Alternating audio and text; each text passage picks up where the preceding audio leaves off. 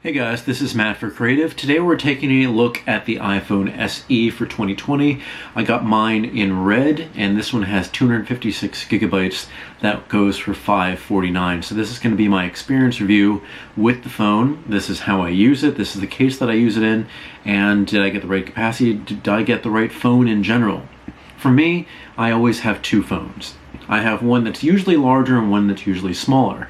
In this case though, I have the 11 Pro. I also complement it with a smaller phone, the SE. How I get my phones is every other year I get the big size and then the small size. So this upcoming year, I'm going to be getting whatever the 12 Pro Max or whatever the largest screen phone there is, and I will go in between having a really small or maybe this, but now I have a phone that I feel okay kind of not babying. I have to baby this. This was about, what, $1,500 because it's the max specs you can possibly get. This one, the max specs I could possibly get, goes for $549, which is still a lot of money, but it is a lot less than getting this in the same capacity. Well, a little bit less. This one has 512 gigabytes, this one has 256. For all the videos and photos that I take in RAW, they require a lot of space. I can use iCloud sometimes, but I prefer having the original files on the phone so I can edit. I can use iMovie or any kind, or Visco, anything to edit the content that I have. So that's why the max capacity would be the best. So if you didn't know the pricing tiers for the iPhone SE, it's going to be $399 for 64 gigabytes, which is enough for most people, but don't forget that this records 4K in the back camera. Maybe I should take this out of here while I'm doing this. But yeah, this takes 4K video in the back camera. The front-facing camera does 1080p. So yeah, 64 is good for most people.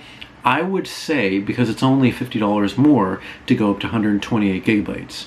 There is no expandable storage on any iPhone, including this one, of course. So once you have your storage, you are stuck with that. If you get a little bit too low, just because you want to save $50, you're stuck with that just in case. You know, what if you find out you want to take so much video? What if you find out that you want to load this up with a ton of videos, like movies and TV shows? You have the option to. So 128 gigabytes is that sweet spot that goes for $449, and I think that's a great deal. For me, it makes sense to get the one that's $100 more than that, so $150 more than the baseline, and that's going to be $549, and that's going to be 256 gigabytes, because for me, I record all the time, I max out the storage, I try to use cloud storage as well. I use these ones up like crazy. So don't forget, tiers are $399 for 64 gigabytes. Sorry, I'm blanking right now. $449 for 128 gigabytes, and then $549 for 256 gigabytes. So what do I think of the battery life? The battery life on this is good. Now, while I do carry these two phones, I've been trying to use this as just primarily my phone. Now for me, I use this for everything. Not only do I use this professionally, but I use this for my games too. I play Pokemon Go. That uses a lot of the battery, that uses the GPS, and that uses the screen, so that usually kills battery. This is okay because it is a smaller screen. It's not so pixel dense as this, the iPhone 11 Pro, or even the iPhone 11 Pro Max, although they have bigger batteries. And the battery life on the 11 Pro is longer than I've seen here on the iPhone SE. Now, one thing that I've been liking for a long time is how slim iPhones felt. Now, when the iPhone 11 Pro and 11 Pro Max came out, I felt, even if it was just millimeters and maybe the weight was a little bit more, I felt that it was a heavier phone. Something in me just called to that.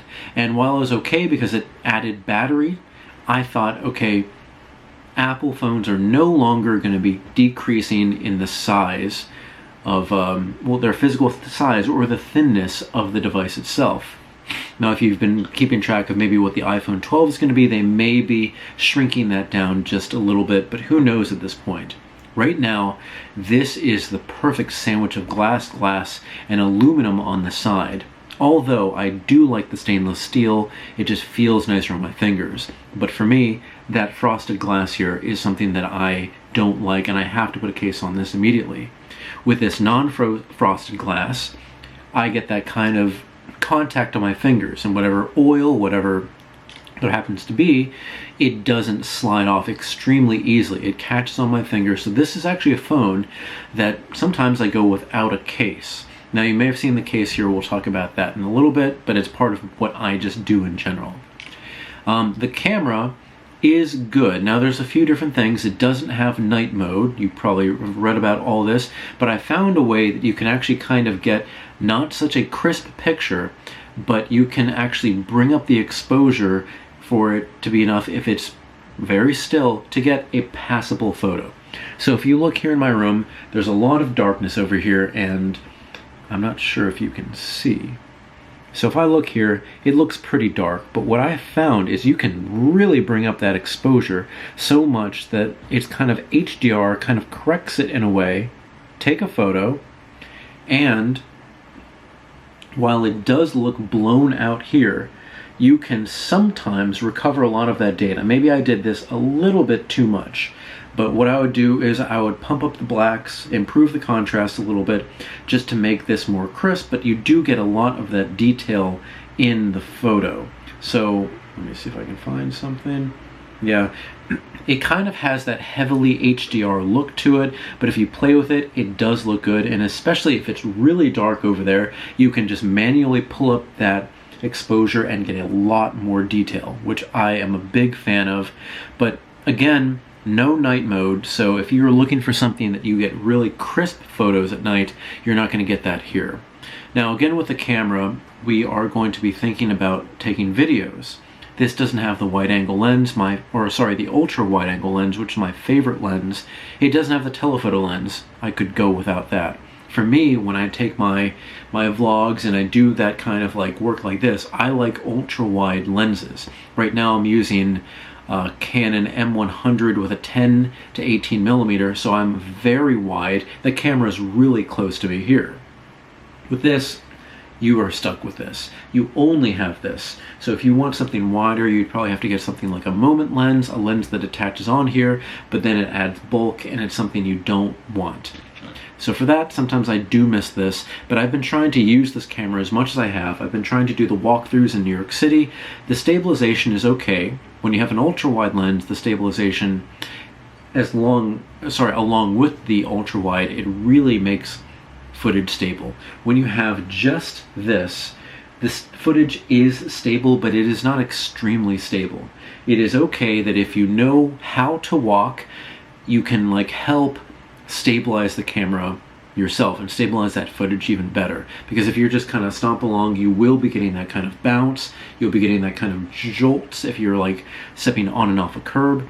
If you know how to walk, this is a perfectly acceptable camera.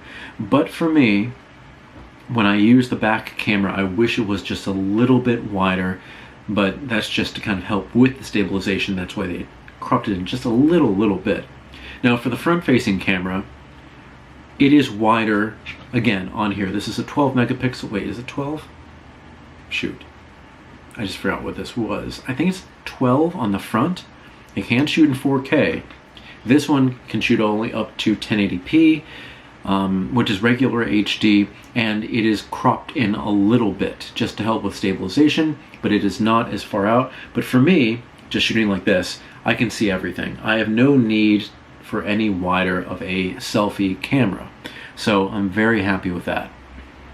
And one camera here. This still does portrait mode when it is looking at faces only, not when it is looking at objects, so you don't exactly miss that. And that's something that I sometimes use, not really, but because it's only one, it's using software for it. So the focusing is hit or miss. You can actually use some programs, kind of, I don't know if you've heard the program Focus, where you can take a photo and then play with the fake portrait feature afterwards. It doesn't have enough data to actually do that reliably, so it doesn't really look that good altogether. But for everything else, photography, it is great. Its HDR matches that of the iPhone 11 Pro. So if you want that single lens setup, this is what to do. I love how small this phone feels. It just feels perfect in my hand. It feels really, really thin, even though it's not a huge amount thinner than that. It's just something that I've really kind of like enjoyed this entire time. Now for me, even though I don't use a case all the time, a case that I've chosen to use is the Later case. It's by the guy that does Unbox Therapy. It clips on like that, and I've actually put like a little backpack on here. So this is a pop socket that you can take on and off, and that's like a little pop socket remnant. So when you're not using it, I have a little bit more of a tactile feel along with the case. I can actually rest my finger on this and feel a little bit more secure. But if I need to have my wallet on here, I just pop this. I have all my cards and cash right here, and what my favorite part is it has a pop socket that fits right there. So if I need to make a quick video that I don't have a camera here or anything else, I can literally just put this on a table, set it down here, have the camera facing me, and I'm set. This is literally everything I need. If I wanted to go out and jog, I would just put this case on it. I would have my cards, I would have my pop socket, and I would literally have everything that I need to be a filmmaker and to do a recording anywhere. So I can hold the camera like this. Again, I can put this on a table. It works out perfectly fine.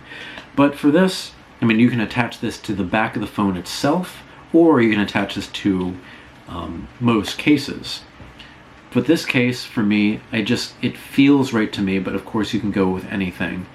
This just, I don't know, whatever combination I've done here, it works for me. So would I choose an iPhone SE? No, I would not choose an iPhone SE over one of the new flagships, but would I be okay with just having this as my only phone if that's all that it came down to? Yes, I'd be perfectly fine.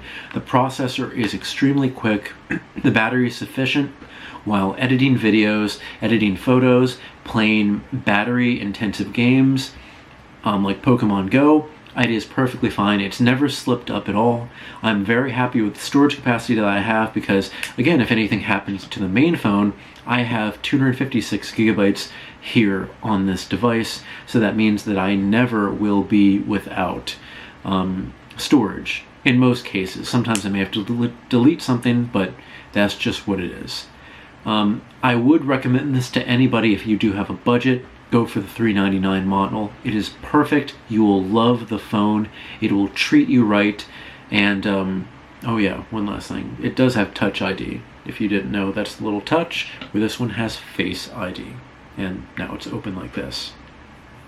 Alright guys, if you have any questions or want to begin a dialogue between me or anybody else who's like looking at them, put that in the comments section below. If you want to check out our new channel, Cars Cats Creative, it's also on YouTube. You can find me on Instagram at m8b9. You can email me at matt8b9@gmail.com. And then if you could, like, applaud, and subscribe. That helps out so much. I really do appreciate it. I do think highly of this phone. I just love using it. It's a small phone, and again, it is not as expensive as other phones, but it does have the fastest processor chip that you can currently get from Apple. Alright, thank you guys for watching, and I will see you next time.